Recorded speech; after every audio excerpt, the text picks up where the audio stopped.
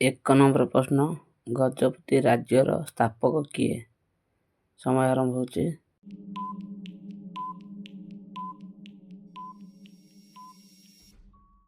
ଉତ୍ତର କପିଳ ଦେବ। 2 ନମ୍ବର ପ୍ରଶ୍ନ, ଗଜପତି ରାଜା ପୁରୁଷୋତ୍ତମ ଦେବଙ୍କ ପୁଅ କିଏ? ସମୟ ଆରମ୍ଭ ହେଉଛି।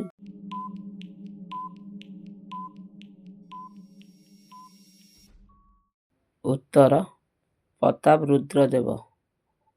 3 ନମ୍ବର ପ୍ରଶ୍ନ, ଓଡ଼ିଶାର ପ୍ରଥମ ଗଭର୍ଣ୍ଣର କିଏ ଥିଲେ? ସମୟ ଆରମ୍ଭ ହେଉଛି।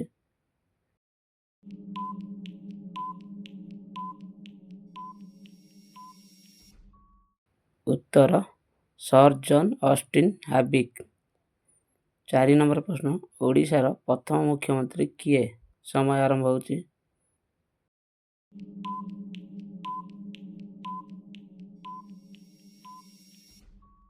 ଉତ୍ତର ବିଶ୍ୱନାଥ ଦାସ।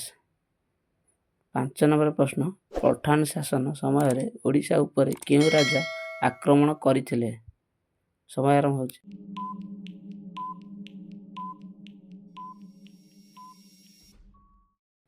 ଉତ୍ତର କଳାପାହାଡ଼।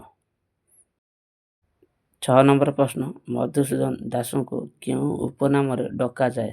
ସମୟ ଆରମ୍ଭ ହେଉଛି।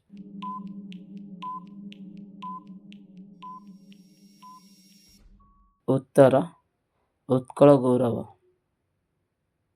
7 ନମ୍ବର ପ୍ରଶ୍ନ, ଖରବେଳ କେଉଁ ରାଜବଂଶର ରାଜା ଥିଲେ? ସମୟ ଆରମ୍ଭ ହେଉଛି।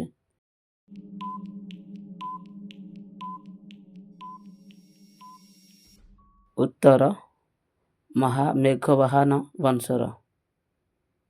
8 ନମ୍ବର ପ୍ରଶ୍ନ, ରାଜା ଅଶୋକ କେଉଁ ସନରେ କଳିଙ୍ଗ ଯୁଦ୍ଧ କରିଥିଲେ? ସମୟ ଆରମ୍ଭ ହେଉଛି।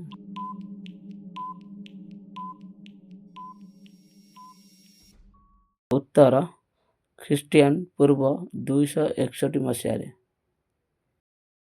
9 ନମ୍ବର ପ୍ରଶ୍ନ, ଖରବେଳଙ୍କ ଶାସନ ସମୟ ପ୍ରମୁଖ ଶିଳାଲେଖ କେଉଁଠି? ସମୟ ଆରମ୍ଭ ହେଉଛି।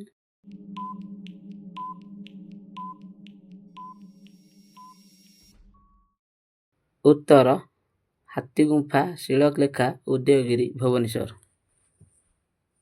10 ନମ୍ବର ପ୍ରଶ୍ନ, କଳିଙ୍ଗ ଯୁଦ୍ଧ ପରେ ଅଶୋକ କେଉଁ ଧର୍ମ ଗ୍ରହଣ କରିଥିଲେ? ସମୟ ଆରମ୍ଭ ହେଉଛି।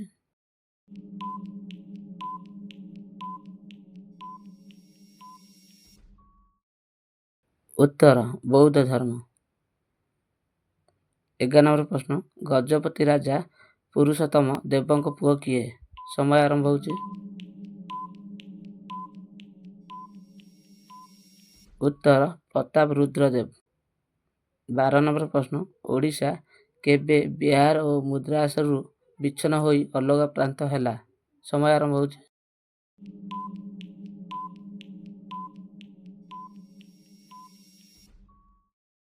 ଉତ୍ତର 1 ଏପ୍ରିଲ 1936 ମସିହା। 13 ନମ୍ବର ପ୍ରଶ୍ନ, ଓଡ଼ିଶା ଭାଷା ଆନ୍ଦୋଳନ କେଉଁ ବର୍ଷର ଆରମ୍ଭ ହୋଇଥିଲା? ସମୟ ଆରମ୍ଭ ହେଉଛି।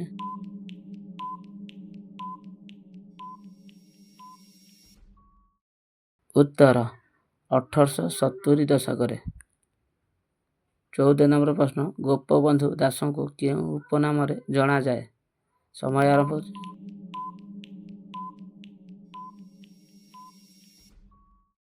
ଉତ୍ତର ଉତ୍କଳମଣି ନାମ। 15 ନମ୍ବର ପ୍ରଶ୍ନ, ଉତ୍କଳ ସଭା କେବେ ଗଠିତ ହୋଇଥିଲା? ସମୟ ଆରମ୍ଭ ହେଉଛି।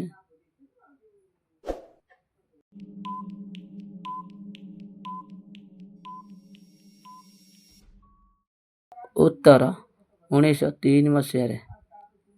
16 ନମ୍ବର ପ୍ରଶ୍ନ, ଉତ୍କଳ ଦିବସ କେବେ ପାଳନ କରାଯାଏ? ସମୟ ଆରମ୍ଭ ହେଉଛି।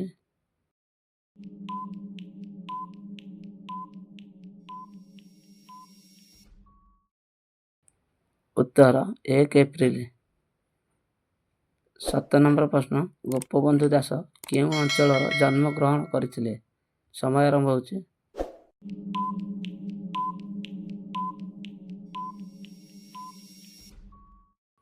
ଉତ୍ତର ସୋନପୁର ଜିଲ୍ଲାରେ। 18 ନମ୍ବର ପ୍ରଶ୍ନ, ଖରବେଳଙ୍କ ରାଜଧାନୀ କେଉଁଠି ଥିଲା? ସମୟ ଆରମ୍ଭ ହେଉଛି।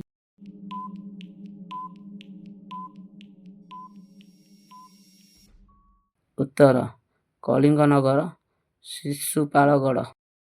19 ନମ୍ବର ପ୍ରଶ୍ନ, ରାଜା ଅଶୋକଙ୍କ କଳିଙ୍ଗ ଯୁଦ୍ଧ କେଉଁ ସ୍ଥାନରେ ହୋଇଥିଲା ବୋଲି ବିଶ୍ୱାସ? ସମୟ ଆରମ୍ଭ ହେଉଛି।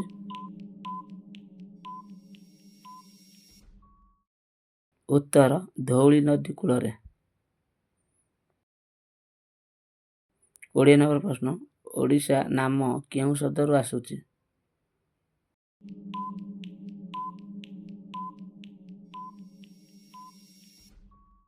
ଉତ୍ତର ଓଡ୍ର ଜନଜାତି ନାମରୁ।